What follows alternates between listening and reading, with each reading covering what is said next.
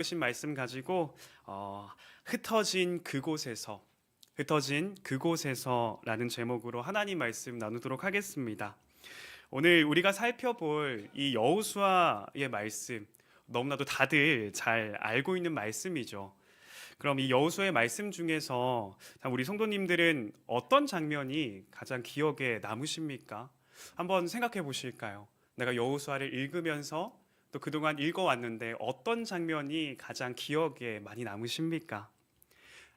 여호수아가 이스라엘 백성들을 데리고 요단강을 건너는 장면, 마치 모세가 홍해를 가르고 이스라엘 백성들을 인도하듯이 참 그 장면이 오버랩되면서 여호수아가 요단강을 같이 그들과 건너가는 장면, 아니면 또 여리고성, 참 무너지지 않을 것만 같았던 그 여리고성이 무너지는 그 장면, 또는 아이성 전투에서 하나님의 말씀을 거역하고 패배하는 장면, 그런가 하면 또 여호수아가 하나님께 묻지도 않고 기브온 주민과 언약을 맺었던 그 장면, 아니면 하나님께서 그들에게 주신 그 가나안 땅이 분배되기 시작했던 장면, 수많은 장면들이 아마 성도님들 머릿속에 스쳐 지나갈 것 같습니다. 이 장면들을 참 모으고 또 모으다 보면 여호수아가 어떤 말씀인지를 확인하게 되는 것 같습니다. 그래서 저는 이 여호수아를 이렇게 표현하고 싶은데요. 가나안 땅 정복 여정. 우리 같이 한번 따라해 볼까요? 가나안 땅 정복 여정. 가나안 땅 정복 여정. 네. 근데 우리가 좀 더 확실히 기억하기 위해서는요, 조금 악센트를 좀 줄 필요가 있을 것 같습니다. 다시 저를 따라서 해보겠습니다. 가나안 땅 정복 여정. 가나안 땅 정복 여정. 좋습니다. 이렇게 분위기가 좀 깨는 것 같은데요. 좋습니다. 가나안 땅 정복 여정. 그럼 누군가 이제 여호수아가 어떤 말씀이에요라고 하면 저희 바로 가나안 땅 정복 여정. 이렇게 이제 집에 가셔서 또 떠오르실 겁니다. 분명히.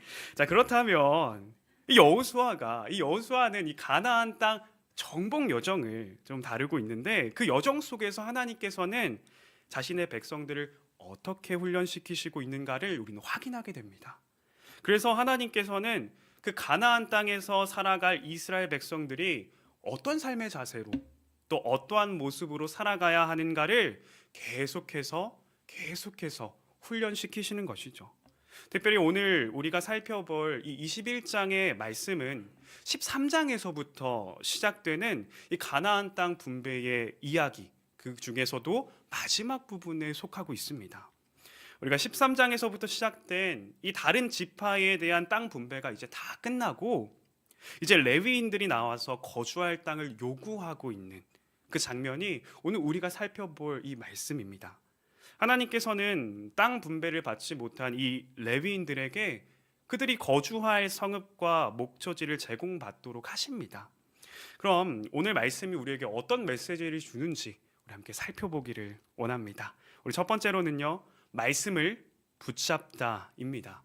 우리 13장에서부터 시작되는 이 이스라엘 땅 분배의 내용을 쭉 살펴보면요, 레위인들에 대한 이야기가 중간중간 언급되고 있습니다.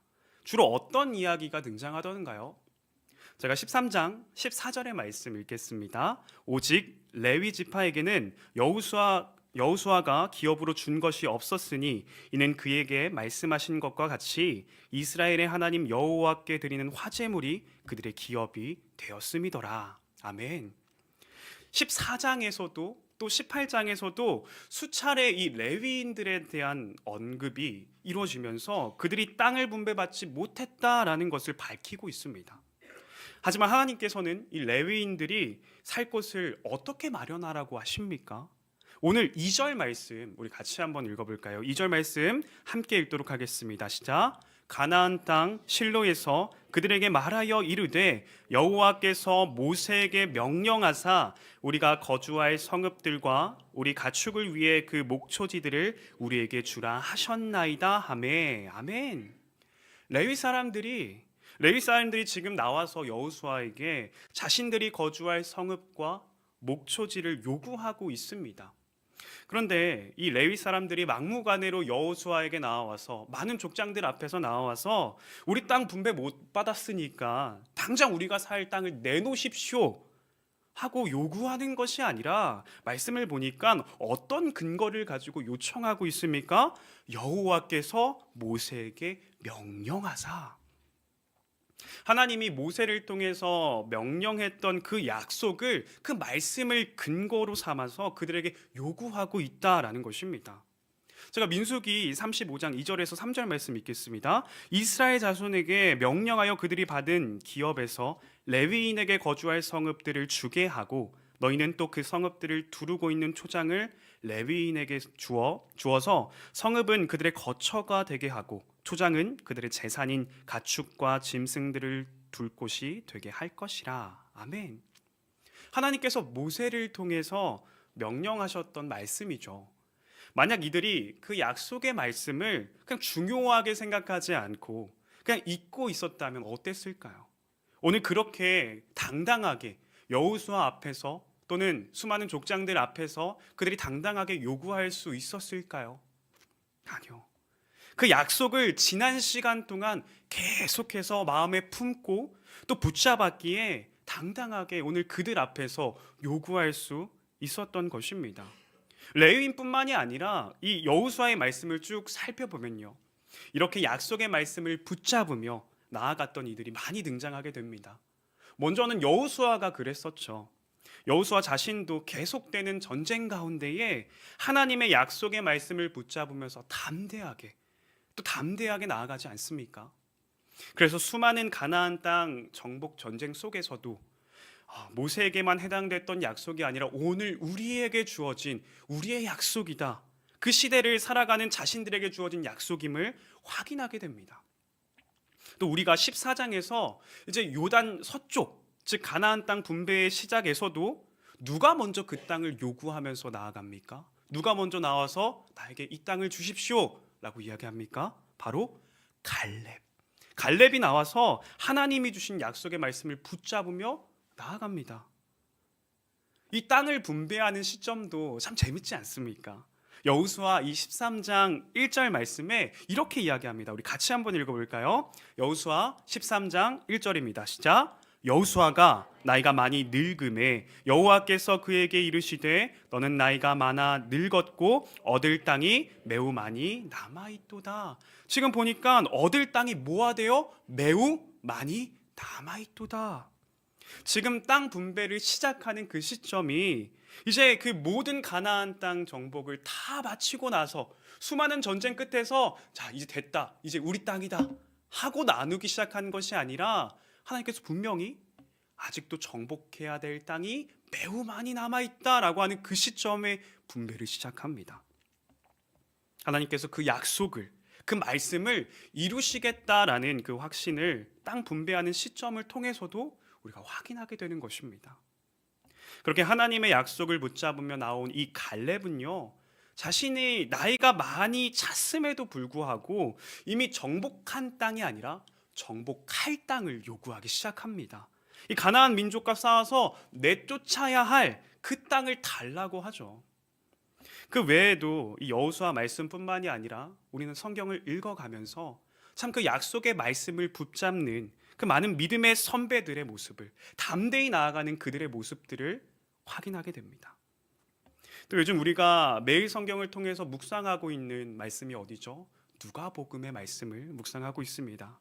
예수님께서는 이렇게 말씀하십니다. 우리 누가복음 6장 46절의 말씀 우리 읽도록 하겠습니다. 시작. 너희는 나를 불러 주여 주여 하면서도 어찌하여 내가 말하는 것을 행하지 아니하느냐. 47절입니다. 내게 나와 내 말을 듣고 행하는 자마다 누구와 같은 것을 너희에게 보이리라. 48절. 집을 짓되 깊이 파고 주추를 반석 위에 놓은 사람과 같으니 큰 물이 나서 탕류가 그 집에 부딪히되 잘 지었기 때문에 능히 요동하지 못하게 하였거니와. 49절까지 읽겠습니다. 듣고 행하지 아니하는 자는 주추 없이 흙 위에 집 지은 사람과 같으니 탕류가 부딪힘에 집이 곧 무너져 파괴됨이 심하니라 하시니라. 아멘. 예수님께서 제자들에게 무엇을 가르치십니까? 그 당시 종교 지도자들이 삶을 비교하면서, 그들의 삶을 비교하면서 어떤 삶을 살아가야 하는가에 대해서 가르치지 않으십니까? 당시 종교 지도자들은 말씀에 대해서 너무나도 잘 알고 있던 자들입니다. 그리고 또 오랜 기간 동안 연구를 해왔기 때문에 그 지식이 차고도 넘쳤겠죠. 그런데 그들의 삶은 어땠습니까? 말씀대로 살아가지 않고 자신들에게 좋을 대로 그저 그냥 신앙의 껍데기만을 붙잡으면서 그래도 나는 이거 했어. 그래 남들보다 나는 이거 하잖아 하면서 위로하며 남들보다 우월감을 느끼며 살아갑니다. 겉으로 볼 때는 신실하고 믿음이 깊은 것처럼 보이지만 정작 그 안에는 텅텅 비어있는 그냥 탕류가 한번 휩쓸고 지나가 버리면 한순간도 버티지 못하고 쓸려 내려가는 그런 흙위에 지은 집이 그 당시 종교 지도자들의 삶의 모습이었다라는 것입니다. 말씀을 붙잡는다는 것은요, 내가 이 말씀 알아. 오늘 목사님이 전해주신 저 말씀 내가 읽었어. 내가 지식으로 알고 있어. 하고 끝나는 것이 아닙니다. 우리는 그것을 말씀을 붙잡았다라고 이야기하지 않습니다. 성경을 읽으시면서 말씀을 붙잡는 자들은 어떻게 반응하던가요? 어떻게 반응합니까? 담대하게 나아가지 않습니까? 하나님께서 모세를 이어서 이 이스라엘을 이끌 지도자로서 여호수아를 세우셨습니다. 그때 하나님께서는 여호수아에게 이렇게 말씀하시죠. 여호수아 1장에서 강하고 담대하라. 오직 강하고 극히 담대하여라. 이 여호수아가 그 말씀을 아는 것으로 끝납니까? 아니요. 그가 강하고 담대하게 말씀에 반응하기 시작합니다. 요단강을 건널 때에도 그 무너지지 않을 것만 같았던 그 여리고성을 무너뜨릴 때에도 그리고 한번 실패한 그 아이성을 다시 한 번 더 정복할 때에도 그 뒤에 수많은 전쟁 가운데에 강하고 담대하게 나아가는 여호수아를 확인하게 되죠. 어떻게 가능합니까?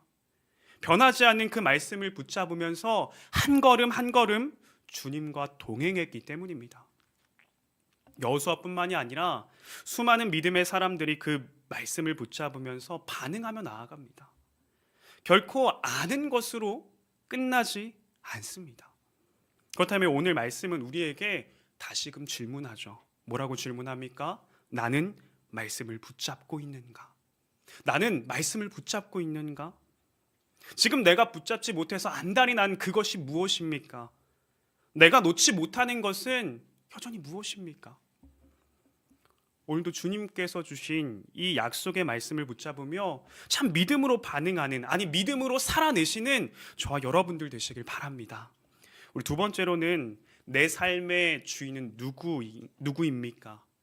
내 삶의 주인은 누구입니까? 참 오늘 말씀에 참 인상적인 부분이 있습니다. 이 레위 사람들이 약속의 말씀을 붙잡으며 이 성읍과 목초지를 구합니다. 그렇게 요구하자 다른 이스라엘 백성들의 반응이 어땠습니까? 우리 3절 말씀 한번 읽어볼까요? 우리 3절 함께 읽겠습니다. 시작. 이스라엘 자손이 여호와의 명령을 따라 자기의 기업에서 이 성읍들과 그 목초지들을 레위 사람에게 주니라. 아멘. 오늘 3절 말씀에는 그 어떠한 반발이나 또 어떠한 거부의 표현이 등장하지 않습니다. 그저 여호와의 명령을 따라, 여호와의 명령을 따라 성읍과 목초지들을 레위 사람들에게 주기 시작을 하죠. 아무런 망설임이 없습니다. 그들이 주는 것에 있어서 어떻게 하면 안 뺏기려고, 어떻게 하면 움켜쥐려고 하는 모습들이 비춰지지 않습니다. 말씀을 묵상하면서 참 그런 생각이 들더라고요. 참 하나님도 너무하시지. 그냥 13장에서부터 땅 분배할 때부터 시작해서 각 지파마다 이렇게 받는 땅들을 언급하게 되는데 그럴 때마다 너희는 이 땅을 레위인들의 땅이다 이렇게 하시면서 주셨더라면 줬다가 뺏기는 그런 일이 없었을 텐데 그런 생각이 들더라고요. 지난달에 이제 저희 청소년부 아이들과 이 여호수아의 말씀을 묵상하면서 참 아이들에게 어떻게 이 감정을 또 이 내용들을 어떻게 이해시킬 수 있을까, 좀 더 잘 이해시킬 수 있을까를 고민하다가 문득 떠오른 장면이 있었습니다. 어떤 장면이냐면요, 우리가 명절에 아이들이 이제 용돈을 받으면 어떻게 합니까? 우리 부모님들의 단골 멘트가 있죠. 뭐죠? 엄마한테 맡겨. 집에 가서 줄게. 이렇게 이야기합니다. 분명 용돈을 받았는데 용돈이 없습니다. 이 이야기를 하니까 다들 바로 이해하더라고요, 아이들이. 지금 그러한 상황이 이 이스라엘 백성들에게 펼쳐지더라는 겁니다. 그런데 오늘 말씀에서 그 시야를 넓혀서 넓게 바라보니까 그것마저도 하나님의 훈련임을 깨닫게 됩니다.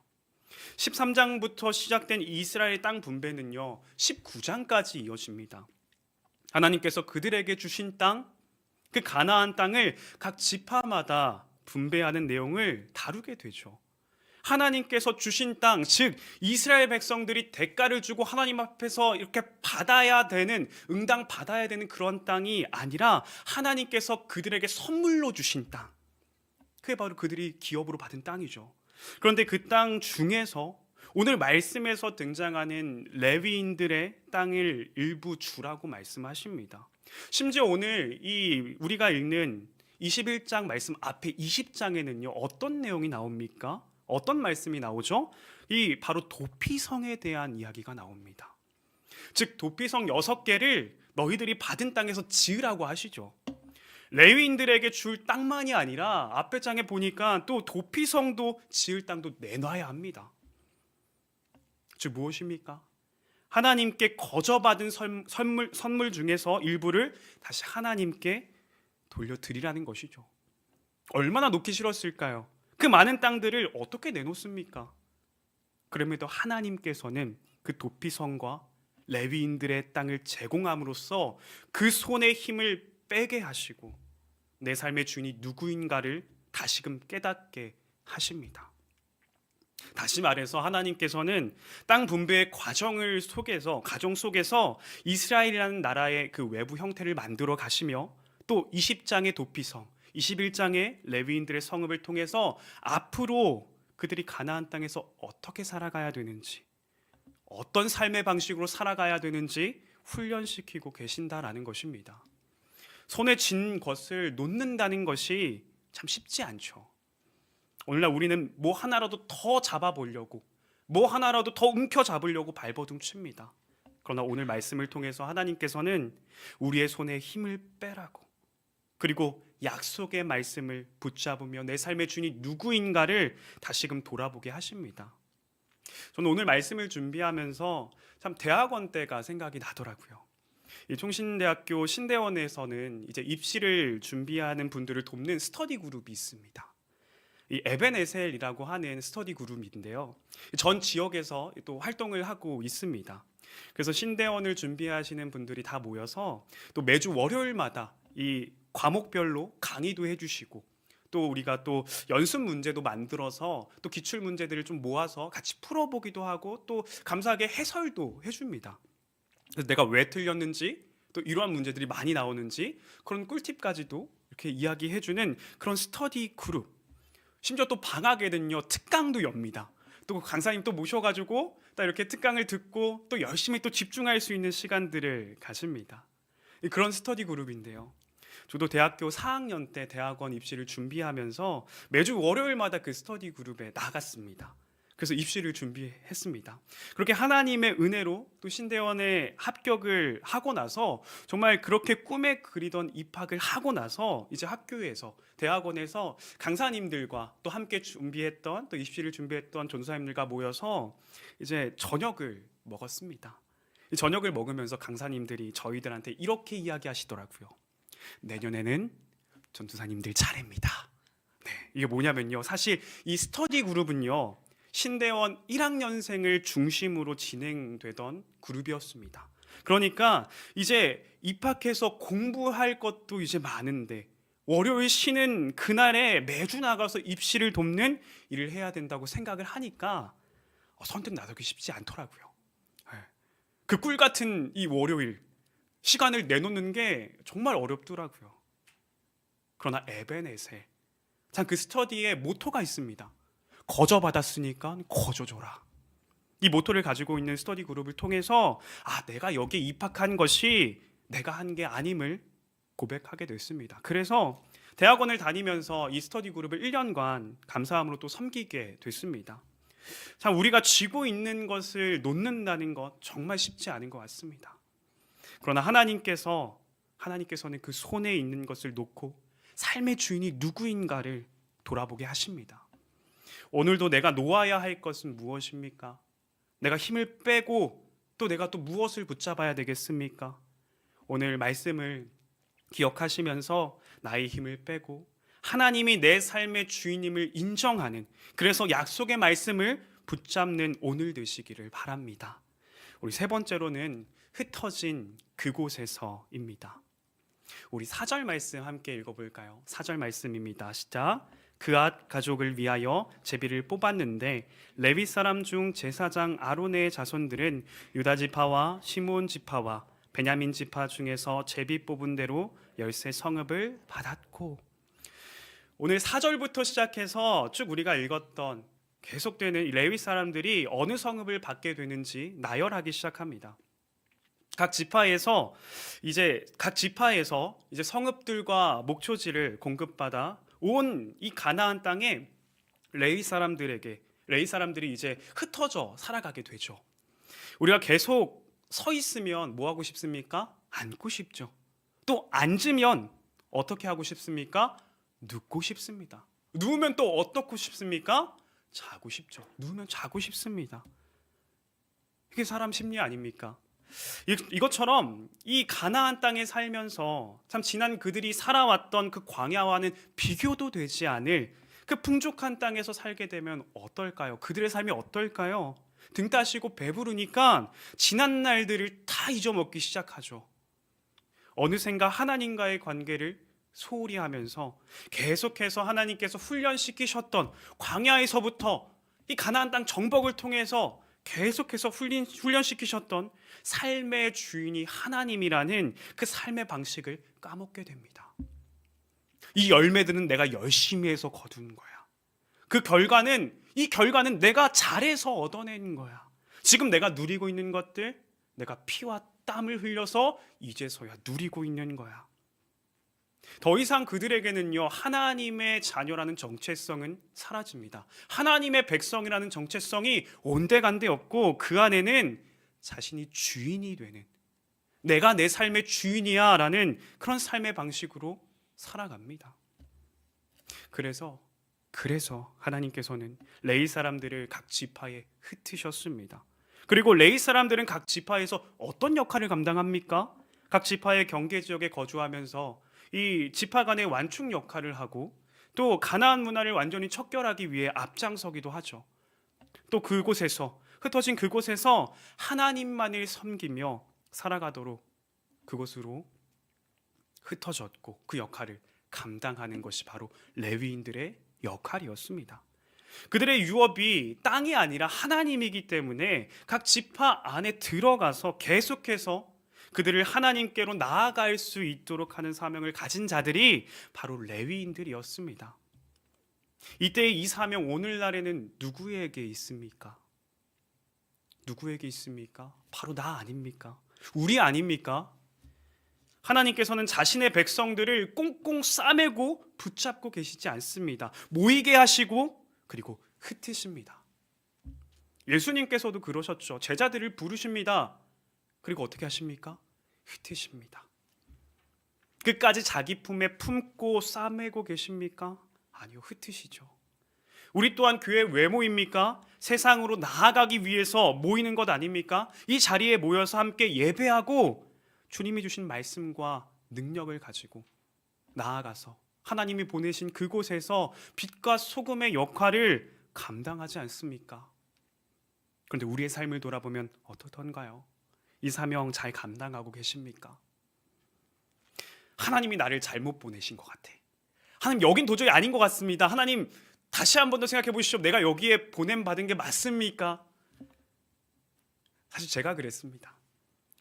군대에 가서 자대 배치를 받아 보니까 주일에 이제 교회 가는 사람이 없는 겁니다. 신앙생활을 하는 그 사람이 아무도 없는 겁니다. 이등병이 뭐 어떻게 혼자 돌아다니겠습니까? 주말을 준비하면서 이제 조사를 하죠. 어떻게 뭐 종교 행사 갈 사람 또 이제 조사합니다. 아무도 손을 안 들겠죠. 왜요? 황금 같은 주말이니까, 쉬어야 되니까.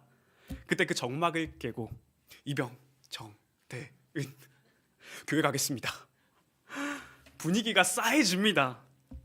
혼자 보낼 수 없으니까 누구든 데리고 가야 되는데 이제 관건은 이제 누가 가냐, 그게 관건인 거죠. 그렇게 시작부터 막 이제 미운 털이 박히고 군대 생활을 시작합니다. 참 처음에는 하나님은 원망 많이 했습니다. 하나님, 그래도 나 신학생인데, 하나님 이건 아니잖아요. 이건 아니잖아요. 적어도 신앙생활은 하게 해주셔야 되지 않습니까? 그래도 한 명 정도는 있어야 되지 않겠습니까? 막 원망도 많이 했습니다. 하나님 잘못 보내신 거 아닙니까? 하나님 이제 다른 데 뭐 어떻게 해볼까요? 이거 아니지 않습니까? 그렇게 원망하다가 밤마다 기도하기 시작합니다. 하나님 한 명만 보내주십시오. 하나님 믿음의 동역자 한 명만 보내주십시오. 그게 제 기도 제목이었습니다. 어떻게 됐을 것 같으세요? 어떻게 됐을까요? 시간 관계상 또 간략하게 이야기하자면 정말 저희 부대에 전례에 없었던 군종병이라는 지책이 또 생기고 또 교회를 다니는 이제 친구들이 많이 오게 됐습니다. 처음에는 하나님 정말 이게 맞습니까? 하나님 여기 진짜 정말입니까? 했던 그곳에서 정말 하나님의 은혜를, 하나님의 일하심을 고백하는 자리가 되었습니다. 우리 가정, 우리 직장, 내가 속한 공동체, 특별히 이번 주부터는요 다락방이 시작이 되죠. 혹시 주님 여기는 아닙니다, 주님 여기는 아닙니다 하시는 분들이 계십니까? 아니요, 하나님께서 그곳으로 흩으신 줄 믿습니다. 그 자리가 하나님과의 깊은 만남이 있는, 또 하나님이 일하심을 고백하는 은혜의 자리가 될 줄 믿습니다. 하나님께서는 레위인들을 흩으셨던 것처럼 우리 또한 교회로서 부르시고 우리의 삶의 영역 가운데 흩으셨습니다. 이렇게 이 수요일 오전의 시간 교회에 모이게 하셔서 그 말씀의 능력으로 다시 나아가게 하십니다. 오늘 주님께서 우리 성도님들에게 보내신 그 자리가 저마다 다 다를 텐데, 오늘도 그 안에서 주님이 주신 거룩한 사명이 있음을 기억하시면서 또 주님이 주시는 그 능력으로, 그 힘으로 이 사명을 넉넉히 감당하시는 저와 여러분들 되시길 바랍니다. 이제 말씀을 정리하겠습니다. 오늘 이 여호수아 21장의 말씀을 통해서 우리는 무엇을 확인하게 됩니까? 첫 번째로 말씀을 붙잡다 였습니다. 오늘 레위인들이 여호수아와 또 수많은 족장들 앞에 나와 자신들이 살아갈 그 성읍과 목초지를 요구하죠. 그렇게 당당하게 요구할 수 있었던 이유가 무엇입니까? 그들이 약속의 말씀을 붙잡았기 때문입니다. 오늘 우리는 무엇을 붙잡고 있습니까? 단순히 아는 것으로 끝나는 것이 아니라 정말 우리의 삶에서 변하지 않는 그 진리의 말씀을 붙잡으며 믿음으로 살아내시길 바랍니다. 두 번째로 내 삶의 주인은 누구입니까? 였죠. 레위인들의 요구에 다른 이스라엘 백성들이 어떻게 반응합니까? 어떻게 하면 내 땅을 안 줄 수 있을까? 어떻게 하면 피해갈까? 그런 반응이 아니라 그저 여호와의 명령을 따라 레위 사람들에게 자신들이 받은 땅을 나눠주기 시작합니다. 하나님이 선물로 주신 땅, 주님 이건 내 거 아닙니다, 제 거 아닙니다. 그 믿음의 고백이 오늘 우리의 고백이 되기를 간절히 소망합니다. 그래서 나의 힘을 빼고 나의 주인이, 내 삶의 주인이 하나님 되심을 인정하고 고백하는 저 여러분들 되시길 바랍니다. 마지막 세 번째로 흩어진 그곳에서였습니다. 하나님께서는 레위 사람들을 흩으셨듯이 우리 또한 각자의 삶의 영역으로 흩으신 줄 믿습니다. 그곳이 비록 불편하고 힘든 자리일지라도 하나님께서는 나를 그곳에 보내셨음을 기억하며 정말 그 자리가 하나님과의 깊은 교제가 있는 자리, 그 자리가 하나님의 일하심을 고백하는 자리가 되시기를 정말 주님의 이름으로 축복합니다.